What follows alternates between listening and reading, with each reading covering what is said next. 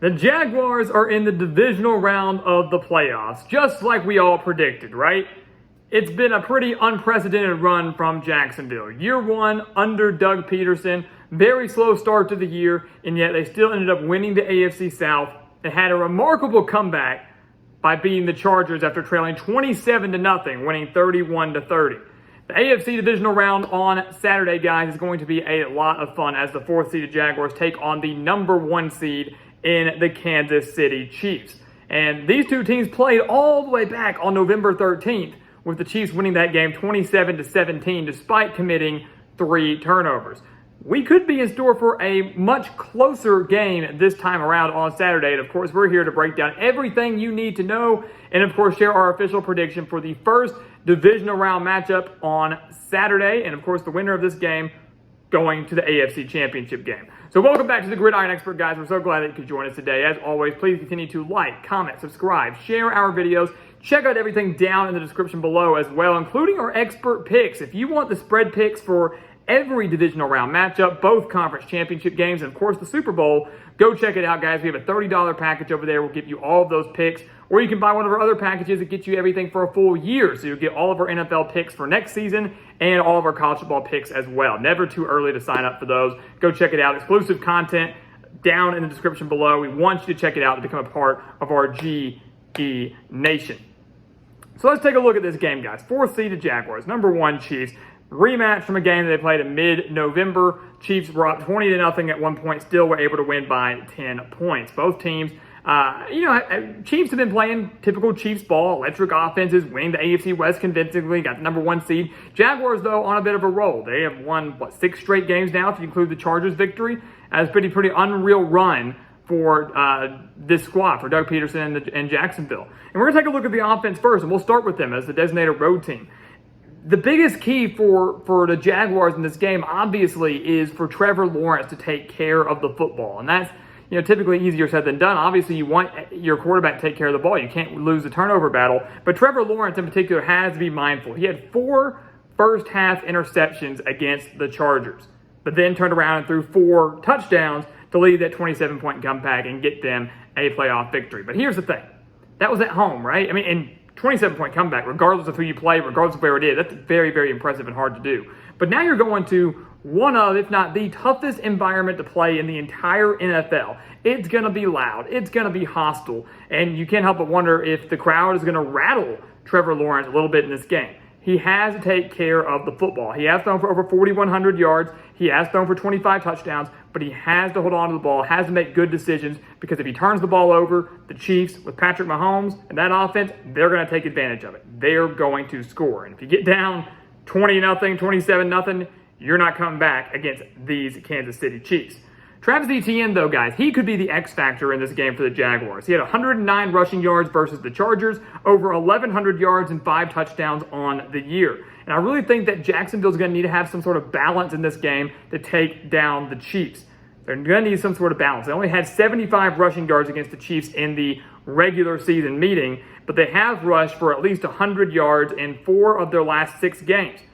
4 of those, all 6 of those, of course, being wins. So in their 6-game winning streak, in 4 games, they've rushed for at least 100 yards, including 117 last week against the Chargers. So running the ball is going to be paramount. Finding a way to be balanced is paramount. Travis Etienne, both with his rushing ability and pass-catching ability, could be the X factor in determining whether or not the Jaguars score enough points to hang with the Chiefs and pull off a massive upset in Arrowhead.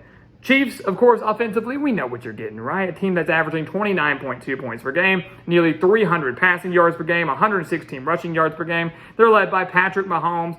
For many, the MVP favorite for this season, has thrown for over 5,000 yards this year, 41 touchdowns, and just 12 interceptions. I mean, he's establishing an amazing legacy already in what's been a relatively young career for Mahomes. So over 5,200 yards on the year, 41 touchdowns. He's paired with Isaiah Pacheco, who has burst onto the scene as a very solid running back for Kansas City, 830 yards and 5 touchdowns on the year. Of course, he has Travis Kelce, one of the best tight ends, if not the best tight end in the game right now, with over 1,300 reception yards and 12 touchdowns. This is the Chiefs' offense that's fast, Chiefs' offense that's electric, and obviously a team that, even if they do find themselves trailing, Jacksonville gets down 27-0, I think we can count them out. Chiefs somehow get down 27-0, you cannot count them out because of how quick this team can score. They're extremely, extremely talented. They know how to turn it on in an instant. But one thing you should know here, Chiefs have lost 3 games all year. That's it, just 3. In those 3 losses, they were held to under 400 yards in all 3 games. They were held to under 350 yards in 2 of those games.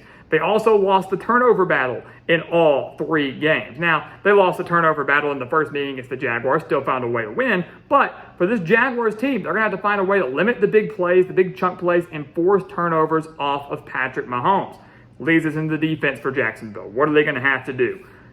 Obviously, when you trail 27-0 against the Chargers, that's a pretty tough situation to be in. But that looks bad on the defense, even though it wasn't the defense's fault. Listen to this. The drives where the Chargers started. They started at Jacksonville 18. They started on their own 39. And the Jacksonville 16, those 3 drives combined for 17 points. They got another 3 points from a muffed punt that put them in very good field position. So the 27 points that were allowed early on in that game, that was not the Jaguars' defense's fault. That was the fault of Trevor Lawrence and just bad mistakes. So that is something to kind of keep in mind here. They allowed 30 points to the Chargers, but really they only allowed, about 10 true points to the Chargers from a defensive point of view?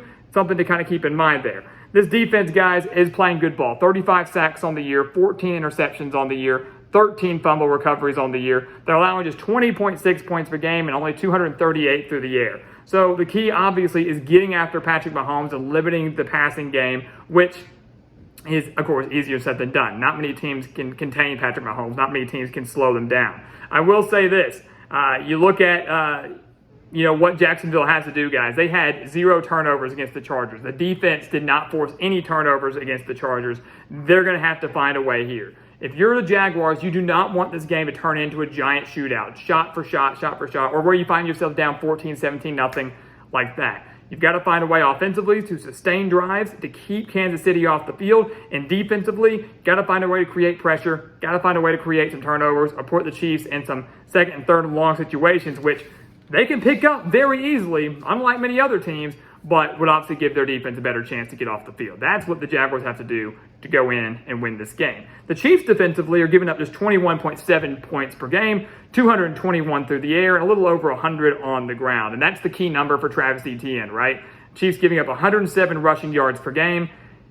If Travis Etienne or just the Jaguars run game as a whole cannot eclipse the 100-yard mark, I think it's going to be very, very difficult for them to win this game. Because the Chiefs' front 7, guys, that is dangerous. 55 sacks on the year. Chris Jones has 15 and a half of those. The Jaguars' offensive line has allowed 30 sacks on the year.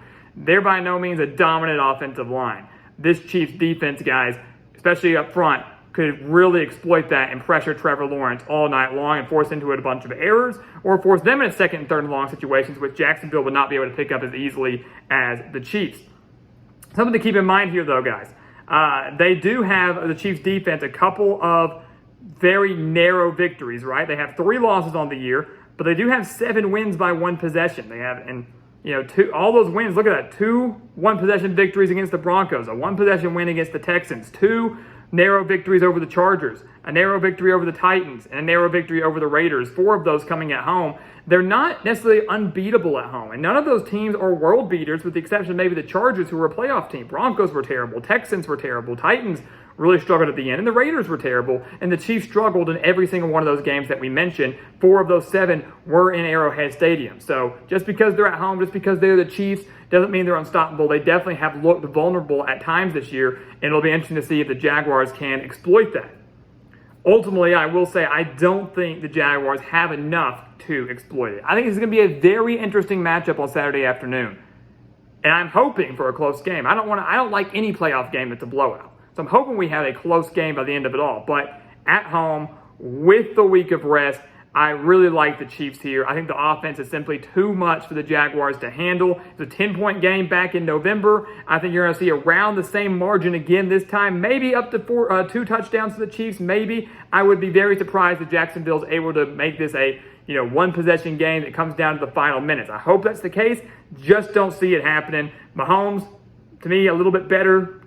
Actually, a lot bit better than Trevor Lawrence right now. Just from an experience standpoint, he's going to have enough to get the job done at home. And the Chiefs will advance to the AFC Championship game and either play the Bills in Atlanta or the Bengals at Arrowhead in a rematch of last year's AFC Championship. We'll have our prediction out on that tomorrow to find out who we believe will be facing the Chiefs in the AFC title game. But right now, it's Kansas City that goes back to the AFC title. The Jaguars' magical season comes to an end, but what a year one for Doug Peterson. The future looking very bright down in Jacksonville.